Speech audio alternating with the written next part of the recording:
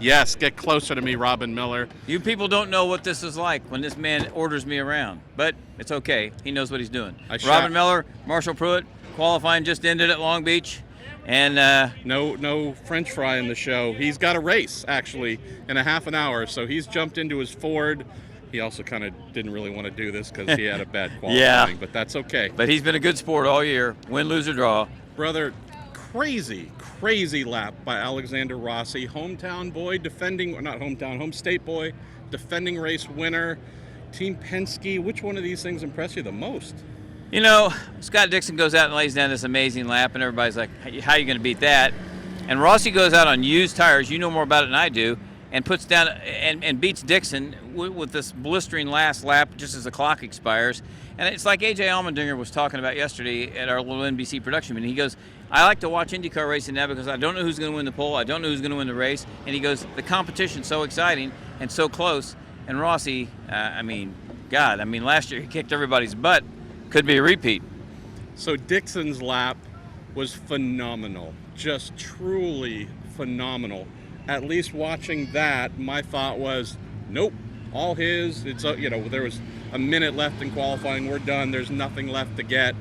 Then the NBC cameras switch over to Rossi on his lap, and we're sitting there watching the predictive time go. Okay, he's a 10th faster than Dixon's lap, 2/10 fast. I mean, ridiculous. Just a high wire act around this place too, where everyone's slipping and sliding and leaving tire marks on the wall.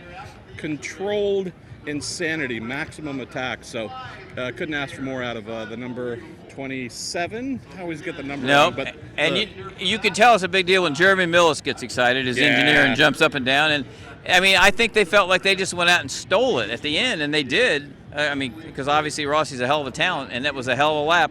But again, we're sitting here, okay, all three Penske cars made the Fast Six. You just interviewed Pagenaud. You said to him, welcome back, and he said, I never left.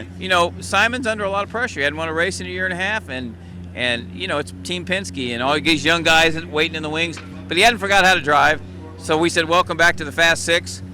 Newgarden got a break when Felix Rosenqvist got disqualified or his two fastest laps disqualified. Talk about a hell of a lap he had going. And then, Will Power's always going to be in the hunt, as we know. But usually the last couple of weeks, it's been kind of this mishmash of people at the top. Three Penske's might be tough to deal with.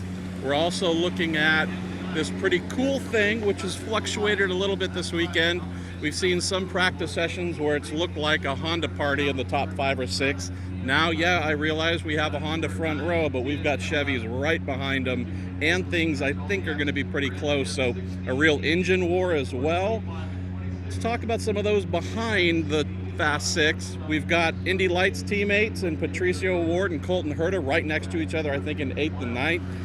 Pato didn't get a chance to get a second fast lap due to a red flag on his session there, but I love the fact that we're kind of expecting these two rooks. If they're not in the top 10 in qualifying, we're asking what's wrong 3 or 4 races into their career. I think, Marshall, if Pato O'Ward had the same shock package as Colton Herta, we'd be looking at Fast Six. I mean, I think he's Juan Montoya. I really do.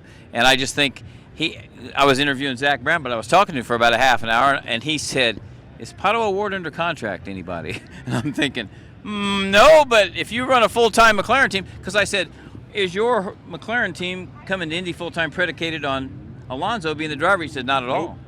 And we're not trying to get you out of a driver here, Trevor Carlin. And we hope Trevor Carlin signs him. Absolutely, but what Robin is mentioning, those kinds of conversations, I have heard them and have had them with other team principals as well, saying, hey, so is this kind of a shaky one-year deal? Can we get him now? We don't think Colton's going anywhere. That's a great situation with Harding and Steinbrenner, but Pato coming in on this, what I believe is a one-year deal, who knows? But when you've got Zach Brown asking, is this kid available?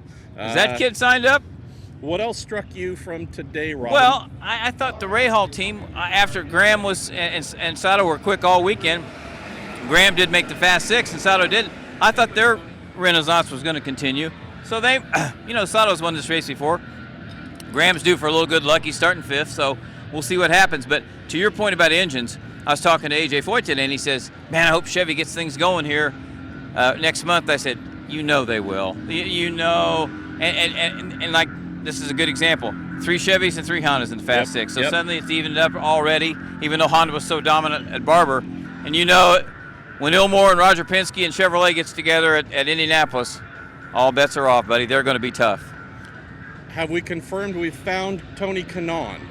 I don't know if I've seen a car get stuck further into the tire barriers. We're not making light of that. Obviously, he's okay, but good Lord, felt so bad for him.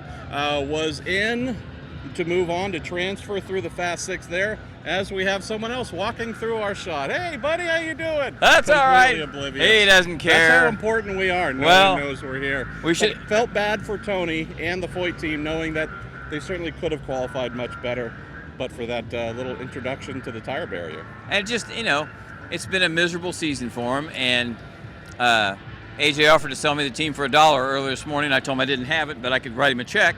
And I said, wait till next month, brother. You guys will be fast. If they're as competitive and as fast as they were next month, you know all about this shock stuff and damper stuff. But at least at Indy, when it's nice and smooth, maybe they won't have such a disadvantage. Maybe? No? If it's working everywhere. If it ain't, it ain't. But regardless, all right, we're hoping they're going to have a really good month of May. All right, we're about ready to go racing here with IMSA. See, listen to that, race fans. We're going to be here, and we're going to do stuff and all that. All right, Robin Miller. Read his story about IMSA. Watch his videos. Listen to his podcast. See, I didn't say watch your podcast. Listen to the podcast. He remembered. I did. I'm getting better. And I'm going to go write a sidebar on Simon Pagenaud, the friendly frog, and thanks you guys for watching Racer and reading Racer.com and reading the magazine. And we'll talk to you tomorrow.